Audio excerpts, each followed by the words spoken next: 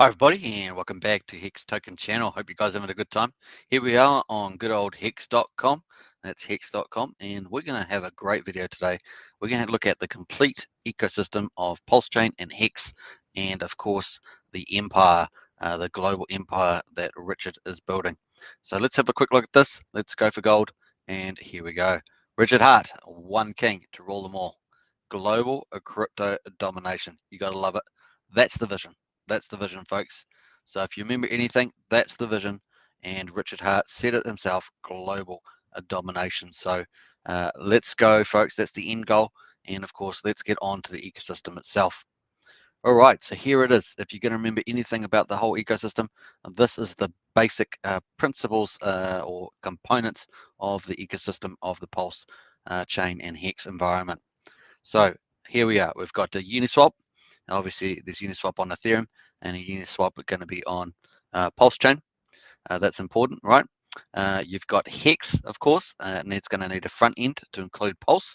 We've already got the ETH on the side, the eHex, and it's going to need interface for Pulse Hex, so it needs a front end. Also going to need a front end for PulseChain, of course, as well. And then also you're going to need a bridge over here. So a bridge to Ethereum, that's going to be needed as well. So you see the little asterisks on each of these components, and that's the minimum viable launch. So that's what we're expecting as much as possible for that. So, and of course the front ends here as well. So huge stuff. If you remember anything, that's what's coming, folks. This is going to be a complete ecosystem and of course massive fundamentals. So what's going on here? Store of value. Store of value is going to be inside the hex, right? And the scale network effect is going to be inside a pulse chain. Obviously, you're going to have a system state copy of Ethereum. So you're already going to have that up and running, the first ever in the world. And on top of that, you're going to want to scale that and get the network effect of the number of users, right? Whereas Hex doesn't necessarily worry about too much about the number of users. It just has staking, which means that you get the reduce the velocity of money, and then you just need some big money in there to start moving the price up of the parabolic price curves. We looked at in my price video the other day, so go check that out. I'll leave the link in the video description. And of course, that helps get us the big pump rises. Obviously, the more people users that do go on there, the less Hex is available, and you can even, the whales can even move the price up even further. So that's pretty exciting to see. Store of value there on Hex. Also, of course, it's got a lot of fundamentals in itself. Hex, you get to print your own inflation, your own rewards. Of course, if people break their commitments, penalties go to on top of the interest that people get to mint, and it goes back to them. Also, of course, that is huge for them, and it makes the system just positively flow itself into more value. And of course, big whales can see that they want to come in, they can move the price any particular time. They can also do bottoms of the price as well. Over time, of course, Hex typically becomes more scarce from that point of view, and also the share rate means that you need more Hex to get the T-share. So it sort of works in tandem together. All right, so pulse chain, of course, is the scale network effect, and of course, that's for any big chains. They need that to grow. And obviously, you've seen the pulse chain Telegram already surpassed the Hex Telegram, and that's working in kind. The other thing that you're seeing, of course, is Richard Hart doing a lot of promos, reaching out to much bigger YouTubers, much big promoters, and growing his channel much more rapidly. This is all in line with the scale network effect for pulse chain.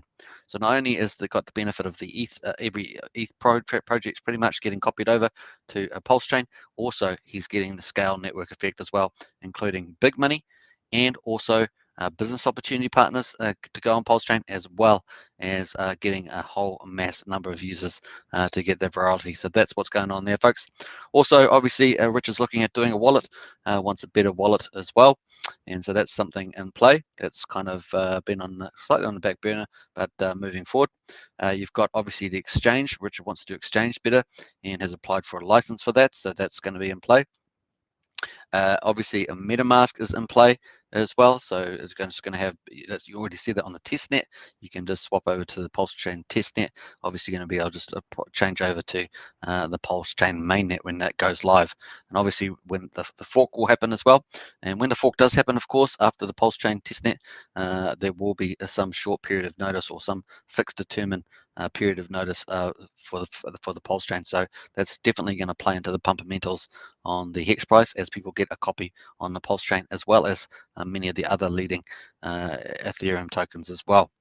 The other thing, of course, is we've got here bridge. So minimum viable is the bridge to ETH, and there's a good chance that we'll have a Pulse on trading on ETH as well as Pulse trading on PulseChain. Obviously, PulseChain is going to be on PulseChain, but trading on ETH as well is definitely in the game, it would seem. So be very unlikely not to happen, in my view.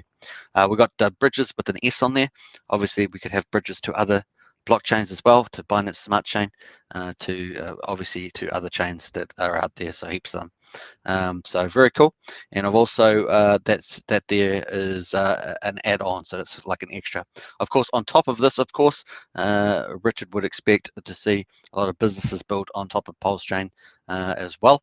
Then in addition, of course, to Pulse, eHex, and Pulse Hex is going to be something like akin to Pulse Swap for liquidity providing.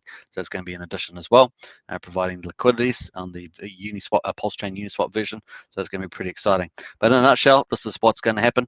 And on top of this, of course, big money is going to come in as well. And of course, many of them are going to try and set up businesses and clip the ticket on the way as well. So lots of dApps, lots of DeFi, lots of even NFTs that's going to get into play as well. Hope you guys enjoyed this quick video.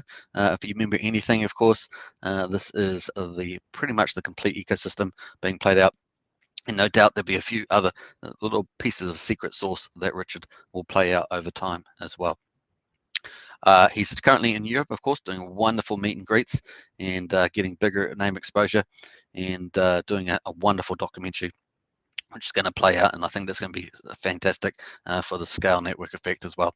Hope you guys enjoyed that. Feel free to subscribe, like, share, hit the bell, of course, and share this video around because it's really useful for new Hexskins coming into the game, and it's all here in one nutshell. And of course, any information they learn, they can just add it on top of any of these components.